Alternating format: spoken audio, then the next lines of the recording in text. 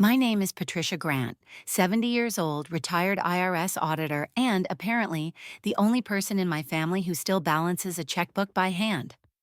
After my hip surgery last spring, my son David started dropping by more often. Too often.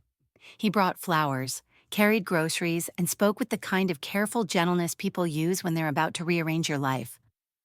"Mom, you shouldn't stress about bills anymore," he'd said one afternoon, settling beside my recliner. "You worked your whole life. Let me take care of things now." He smiled, confident, expensive. David always did well for himself. Nice suits, smooth voice, that soft arrogance of someone who'd never missed a payment. I wanted to believe it was love, so when he suggested moving my finances into one secure digital portfolio, I agreed. My husband, Richard, had passed 6 years earlier, and I'd been managing the trust account alone. David said he'd make it simpler, safer, modern. He set up everything on my laptop: new passwords, online banking, digital signatures. "Just click approve," he said. "It's all routine." I clicked. For a while, it seemed fine. The statements came in neat PDFs, my pension deposits landed every month, and the bills were paid. But in September, I noticed a withdrawal labeled Golden Path Holdings LLC, $10,000. Then another, same label, different date. When I called David, he laughed softly.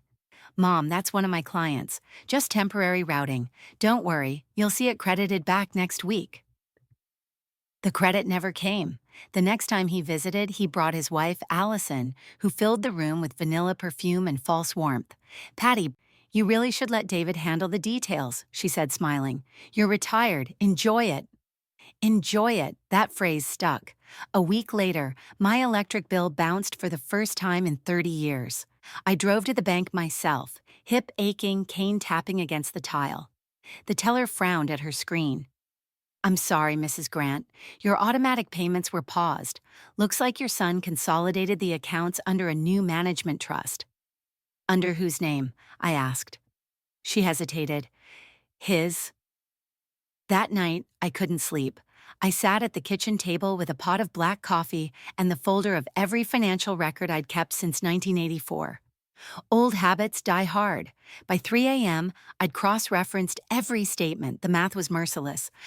Over $480,000 in portfolio transfers across 5 months, all under the same shell company, Golden Path Holdings. The name rang no bells. I searched it online. It didn't exist. When I called David the next morning, he answered mid-laughter, probably from some breakfast meeting. "Mom, you're overreacting. It's all investment leverage. Just relax, okay?" Relax. The word slid through my ear like ice, because I'd taught IRS trainees for 20 years, and not one of them had ever used leverage without hiding something. When we hung up, I opened a new ledger. Clean, white, empty. Across the top, in firm pen strokes, I wrote, "Audit David Grant." And for the first time since retirement, I felt fully awake. The next Sunday, David arrived with Allison carrying a new tablet wrapped in silver paper. "For you, Mom," he said, "what?" Kissing my cheek. "Easy access to your accounts. Everything in one place." I smiled thinly. "That's thoughtful." I waited until Allison was sipping tea before asking, "And how exactly do I access my accounts now?" David grinned. "You don't need to. That's the whole point. I'll monitor things for you." "Meaning you'll monitor me." The grin faded. "Mom, I checked the bank myself," I said, sliding a printout across the table. "I didn't see my name on the primary account, only yours. Care to explain that?" Allison froze mid-sip. David chuckled, but there was a twitch in his jaw. "You're misreading it. That's how management trusts work. You're still the beneficiary." I leaned back. "Beneficiary means I wait until you decide to give me what's mine." He sighed, rubbing his temples. "Mom, I'm trying to protect you. You've made mistakes lately. Double paying bills, forgetting to sign checks." "I didn't forget," I cut in. "You changed the billing address." For a heartbeat, he didn't speak. Allison jumped in, tone syrup sweet. "Patty, stress isn't good for your heart. Let David take care of it. You know how confusing online banking can be." Confusing, that word again. They turned it into a diagnosis. I stood and walked to the sideboard, pulling out a stack of paper ledgers. "Do these look confusing?" Each page was filled with tidy columns, dates, notations. Every penny accounted for since 1984, until your management trust. David's voice sharpened. You can't just accuse me of theft. I can if I have documentation. He laughed, forced. Mom, you're spiraling. Maybe you should talk to Dr. Geich Hammond about adjusting your meds. My chest tightened, not from fear, from fury. That's low, David, even for you. He shrugged. I'm trying to keep things smooth. We don't need outside drama. Outside drama? I said softly. I am the inside. For a moment, silence stretched across the room like a wire ready to snap. Then I straightened the papers into a neat pile. You'll get an email from my attorney tomorrow. I'm requesting full account statements and fiduciary access. If you have nothing to hide, you'll comply. Allison stood abruptly. This is ridiculous. Probably, I said, but audits usually are, until they aren't. David grabbed his coat. You're making a mistake, Mom. Maybe, I said, but I've made bigger ones, like trusting someone who calls theft help. He left without another word. The front door slammed, rattling the picture frames. I sank into the chair, exhaling slow, steady breaths. The house was silent except for the faint hum of the refrigerator and the sound of my printer, spitting out every financial record I'd backed up that morning. By the time the sun set, the dining table looked like an IRS command center. Folders, tabs, receipts. I labeled each one by month, marking questionable transactions in red. That night, I called my old colleague, Tom Wheeler, now a forensic accountant for the Treasury Department. He picked up on the second ring. Patricia Grant, he said, voice warm but wary. You only call when numbers are bleeding. They're not bleeding, I said. They're stolen. He paused. Family? Unfortunately. Then this needs to be quiet, he said. Send me everything. I'll trace it. Before hanging up, I looked at the last ledger line glowing under my desk lamp. Golden Path Holdings, LLC. And I whispered, let's see where your Golden Path really leads. By the following week, the betrayal had gone from quiet theft to public humiliation. It started with a call from my insurance provider. Mrs. Grant, the representative said, your supplemental coverage was canceled due to non-payment? I'm on auto pay, I replied. She hesitated. Not anymore. The system shows the account owner changed last month. We have your son's authorization on file. I thanked her, hung up, and sat there staring at the phone. For years, my job had been to uncover fraud through inconsistencies, wrong signatures, mismatched timelines, altered dates. Now those same red flags were flying through my own life. Later that day, I drove to the country club where David's firm hosted luncheons. He was there, surrounded by colleagues and investors, shaking hands like a senator. He spotted me and smiled politely, the kind of smile that said, "Don't make a scene." "Mom, you shouldn't be here," he murmured when I reached him. "Neither should my money," I said, "but here we are." He glanced around, lowering his voice. "This isn't the place." "Then tell me where my trust funds are, David. The account statements show 500,000 missing." He gave me a look I'd seen on audit targets just before they broke, arrogant disbelief mixed with fear. "Mom, I told you, it's temporary. I've moved everything into a high-yield vehicle." I crossed my arms. "What kind of vehicle? A yacht?" His coworkers chuckled awkwardly. David's jaw tightened. "You're embarrassing yourself." "No," I said calmly. "You're embarrassing me. There's a difference." He motioned toward the valet. "I'll call you later." "I'd prefer you call my lawyer," I said, then turned and walked out. By the time I got home, 2 messages were waiting. One from my bank, account frozen pending review, and one from my daughter-in-law. "Patty, please stop. You're going to ruin David's reputation. The family's talking. Maybe it's time you rest." Rest. Another word for give up. That night, I logged into the backup account I'd quietly opened the week before, using the credentials David didn't know existed. Within minutes, Tom Wheeler messaged me back. "Tom, Golden Path Holdings registered under an inactive address in Delaware, no business filings. Classic laundering front." Me. "Can we prove ownership?" Tom, "Give me 48 hours. I spent those 2 days watching my phone light up with voicemails from relatives who suddenly thought I was confused. A cousin texted, "David's just trying to help. Don't make this ugly." Ugly. That word stung more than theft. Because women like me are always told to stay graceful, even while being robbed blind. On Thursday, Tom called. "You were right," he said. "The registration trail leads to a subsidiary your son formed 3 years ago. Guess who signed as guarantor?" My stomach turned. "Me," he sighed. "He used your old notary stamp, the one you kept after retirement." I opened the drawer of my desk, and there it was. The faded blue ink pad, the seal with my name. I hadn't touched it in years. "Patricia," Tom said gently, "he committed financial elder abuse. It's a felony, but if you want him caught clean, you'll need to bait him into admitting it." I stared at the stamp. I used to audit politicians who hid millions in offshore trusts. None of them ever called me Mom. Tom's voice softened. "Then make him your last case." After we hung up, I placed the stamp back in the drawer, next to a small digital recorder I'd bought that morning. If David wanted to play banker, I'd let him, and record every word, because my career taught me one simple truth. People lie to save their fortune, but they confess to protect their pride. By Christmas Eve, I was the talk of the neighborhood, the woman who'd lost it. The bank froze every joint account for investigation, leaving me with only what I'd tucked away in cash. My utilities lapsed. The gas company sent a warning. At the grocery store, my card declined in front of a cashier young enough to be my granddaughter. "I'm sorry, ma'am," she whispered. "Maybe try again?" I didn't. I just smiled faintly and handed her 3 crumpled $20 bills. That night, I heated soup from a can on the stove and ate by candlelight, not because it was festive, but because the power had been cut.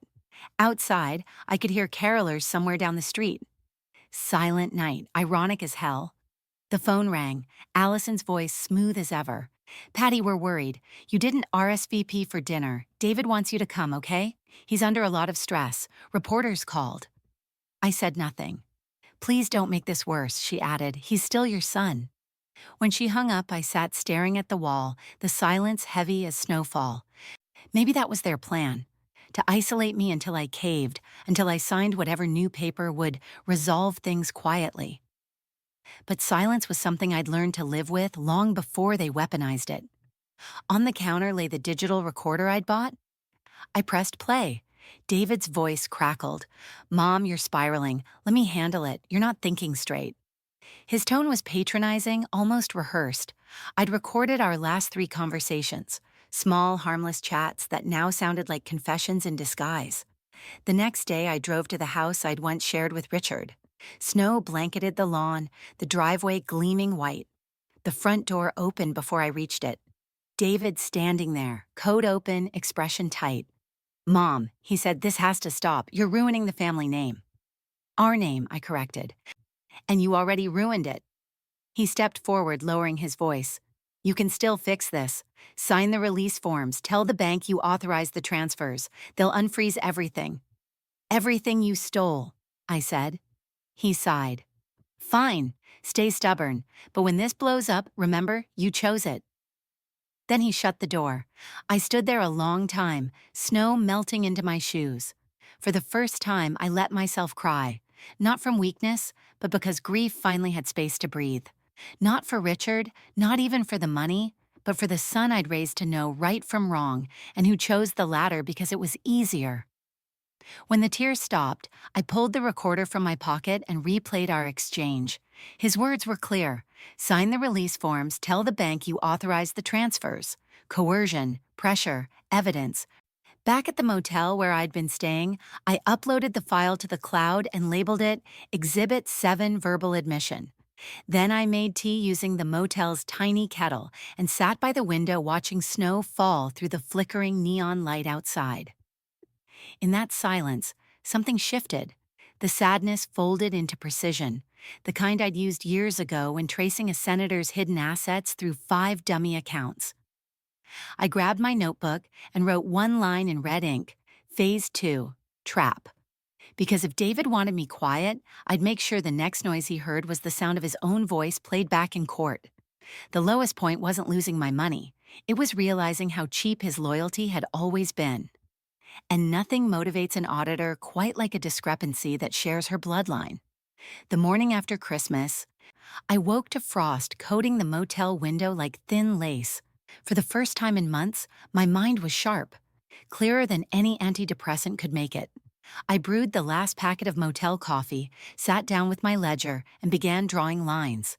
Each transfer, each consulting fee, each fabricated company name, all connected like arteries leading to the same heart. David Grant. I dialed Tom Wheeler at exactly 8 a.m. He answered with a weary chuckle. I knew that number meant bad news. Not bad, I said, just overdue justice. I told him everything, the frozen accounts, the recordings, the pressure to sign a release. He listened silently, then said, "You've already got more evidence than most prosecutors see in a month. What you need now is timing." Timing for what?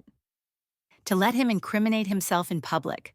Tom explained the plan like a chessboard. David's firm, Grant Financial Partners, was hosting its annual investor dinner at the Riverside Ballroom on January 5th. The guest list included clients, local bankers, and half the Chamber of Commerce. "Your son loves an audience," Tom said, "so let's give him one." That afternoon, I called Evelyn, my old neighbor, a retired notary and the only woman I trusted to sign anything for me again. "You free next week?" I asked. "For what?" "A performance audit." Over the next few days, I prepared like I used to before major cases. I printed all statements, labeled each by date, and paired them with Tom's forensic tracebacks. The files revealed something new. David hadn't just drained the trust. He'd used my forged authorization to secure a personal loan. We created a binder thick enough to snap. At the front, I placed a single-page summary in my clean, sharp handwriting. Findings: unauthorized transfers, forged signatures, elder financial exploitation. Prepared by Patricia M. Grant, former IRS senior auditor. Tom whistled when he saw it. "You could walk this straight into a courtroom." "Not yet," I said. "First, he needs to confess without realizing it." The trick was simple and cruel. I'd attend his investor dinner. Allison had sent a group email invite for family visibility and good optics. I RSVP'd yes. Tom arranged for a treasury agent posing as a guest to sit near the podium. Evelyn would accompany me with notarized copies of the will and trust ledger. I'd bring the recorder, freshly charged, and a USB drive loaded with all evidence just in case. I spent New Year's Eve alone, but not lonely. I ironed my navy blazer, polished my reading glasses, and wrote in my notebook one line that felt like both prayer and promise. January 5th, the audit closes. In the days that followed, I acted like any aging woman preparing to reconcile accounts. No one suspected that phrase meant reconciling a lifetime of betrayal. When the night came, I stood in front of the mirror and hardly recognized myself. My reflection wasn't frail. It was forensic. Before leaving, I slipped my old badge from the IRS into my purse, not for authority, but for courage. It wasn't the gold that mattered. It was the weight of what it used to stand for: accountability. At the ballroom door, a young hostess smiled. "Welcome, Mrs. Grant. You must be so proud of your son." I smiled back. "Oh, I am," I said. "Tonight's going to be unforgettable." Because she was right. I was proud, not of the man David had become, but of the lesson he was about to learn in front of everyone who'd believed his lie. The Riverside Ballroom gleamed like a jewel box that night. Glass chandeliers, white linens, a jazz trio humming near the bar. David thrived in rooms like this. He moved through the crowd like a politician, shaking hands, charming investors, laughing that curated laugh that always made people trust him. I arrived quietly with Evelyn on my arm, dressed in navy and pearls. I looked like a proud mother, that was the point. David spotted me from across the room. For a split second, his smile faltered. Then he recovered, walking over with open arms. "Mom, you came. I didn't think you'd make it." "You invited me," I said, "and I do love a good financial presentation." He blinked. "Just enjoy yourself, okay?" I nodded, settling at a table near the stage. Evelyn sat beside me, purse on her lap, her notary seal tucked neatly inside. The speeches began, David's partners boasting about growth, stability, community trust. Every word made my hands itch for a red pen. Then David took the microphone, beaming. This year, he said, Grant Financial achieved record profits thanks to our diversified portfolios, assets drawn from family trusts and loyal investors. I couldn't have done it without my mother, Patricia Grant, whose legacy taught me discipline. The audience applauded.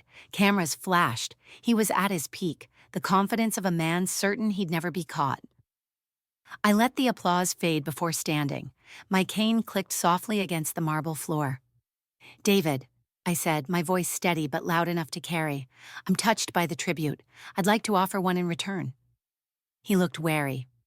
Now's not, I continued, walking toward the podium. Evelyn followed, setting a thick binder on the table. Its tabs glowed like warning lights. This, I said, is an audit of your last 6 months of activity. I conducted it personally as the trustee and owner of the Grant Family Trust.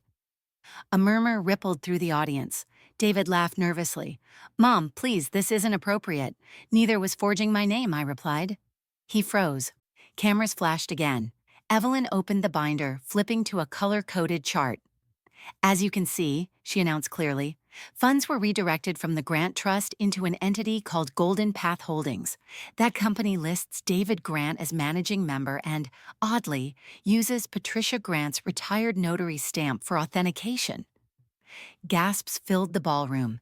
David's jaw clenched. You have no proof. I held up a small digital recorder. I have your voice. Then I pressed play. Sign the release forms. Tell the bank you authorized the transfers. The sound echoed through the hall, undeniable. David lunged forward. Stop that recording. 2 security guards stepped in front of him. Tom's doing. The guest by the stage revealed his badge just enough to glint under the light. Treasury agent. Evelyn handed out notarized copies of the audit summary to the nearest investors. Phones came out. Flashes stung the air. I looked at David, his face pale, his breath short. You wanted control, I said softly. Now you have an audience. He tried to speak, but his voice broke. Mom, please, not here. Here is exactly right, I said, because you didn't steal from a bank. You stole from blood. The agent stepped forward. Mr. Grant, we'll need you to come with us for questioning. Panic flickered across his face as he looked around, searching for Allison. She'd already slipped toward the exit, pretending not to know him. Evelyn closed the binder. Audit complete, she said quietly. The room was silent except for the faint jazz still playing, awkward and misplaced. I turned to the audience and smiled. Thank you all for attending. It's rare a mother gets to witness accountability live. Then I walked off the stage to the sound of whispers, camera clicks, and the slow crumbling of the empire my son had built on my trust. By morning, the ballroom footage had spread like wildfire. Someone's phone video hit social media before the champagne glasses were even cleared. Headline: Retired IRS mother exposes son's financial crimes live at gala. It played on every local channel. The clip of me saying, "You didn't steal from a bank, you stole from blood," became the line everyone quoted. Evelyn called at 7 a.m., voice half laughing, half horrified. Patricia, you're trending. A retired accountant just became the face of elder justice. I didn't want a headline, I said, sipping coffee from the chipped mug I'd reclaimed from storage. I wanted a confession. Well, she replied, you got both. The Treasury agents moved fast. By Tuesday, they'd frozen David's personal accounts, seized company files, and subpoenaed his devices. Allison's name appeared on several wire transfers. She vanished to her sisters in Colorado before they could knock. A journalist called for comment. I refused, but her final question stuck with me. Mrs. Grant, was this revenge or justice? Is there a difference, I said, when the math finally balances? Still, even victory has aftershocks. Neighbors dropped by with casseroles and sympathy they never showed when I was struggling. Some whispered that I'd gone too far. Others called me brave. Both missed the point. I hadn't done it for applause. I'd done it because silence was letting my son become the kind of man I'd spent a career auditing. Then came the hardest call of all. David phoned from the holding facility 2 days before his arraignment. His voice sounded small, childlike almost. Mom, they said you don't have to testify if you don't want to. I know. Please just tell them it was a misunderstanding. You'll get everything back anyway. I closed my eyes. You still don't understand. It's not about money anymore. Then what do you want? He asked. The truth, I said. And you just gave it to me again. You said get everything back, which means you knew exactly what you took. Silence. Then the dull sound of him exhaling. You were never supposed to find out. That's the difference between us, I said. I always find out. He started to cry. I didn't. When I hung up, I sat for a long time, staring at the snow outside the window. The satisfaction didn't feel like triumph. It felt like balance. For the first time in months, the numbers lined up. Tom called that afternoon. Charges filed, fraud, forgery, elder exploitation. He'll likely plead out. You're cleared, the trust reinstated. I thanked him, but he stopped me. You know you could work again. They'd take you as a consultant in a second, I laughed softly. At 70, I'll pass. But the idea stuck. Not about working, about teaching. That night, I opened my laptop and drafted an email to the senior center. Subject, Financial Awareness Workshop, led by Patricia M. Grant, former IRS auditor. Objective, teach retirees how to read their own statements before someone else does. By the time I pressed send, my hands were steady. Outside, the streetlights flickered across the snow. I imagined David sitting in a cold interview room, signing forms he couldn't edit, forced to read every line before the pen left the page. That was the real audit. Evelyn stopped by with pastries the next morning. You okay? She asked. I'm better, I said. He thought I'd go quietly. He forgot I built a career finding the quiet ones. She smiled. Then I suppose this is your turning point. No, I said, looking toward the window. This was his.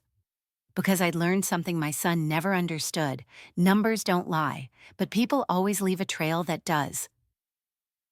The court hearing lasted less than 20 minutes.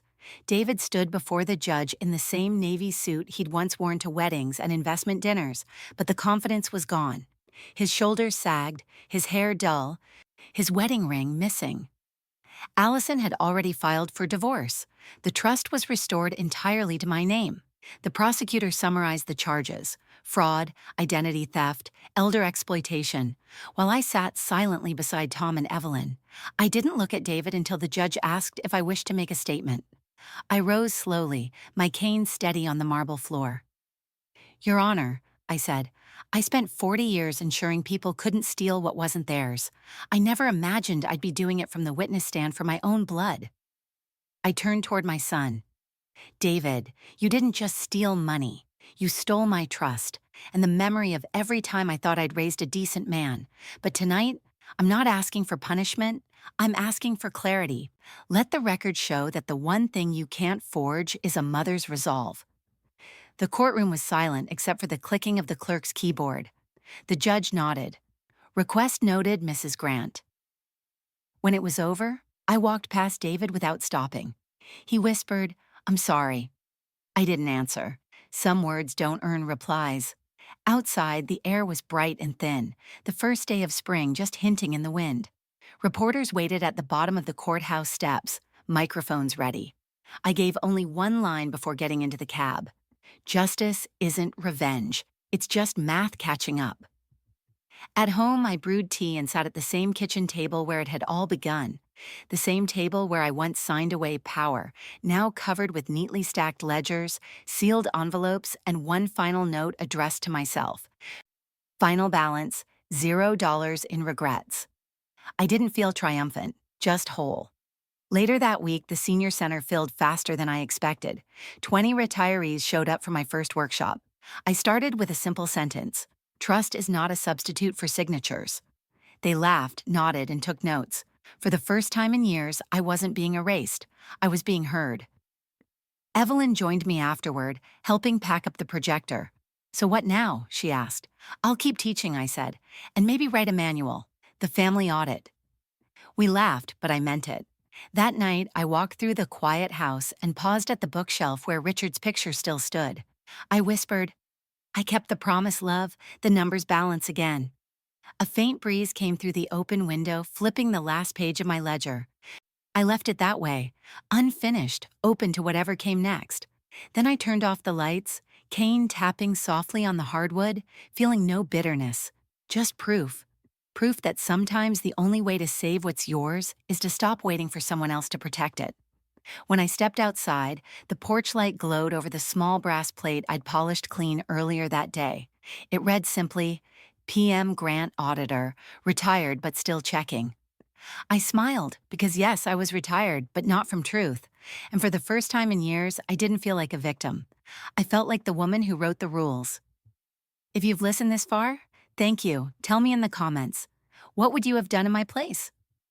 And don't forget to subscribe to Revenge Stories Women 65 Plus USA, because stories like mine deserve to be heard.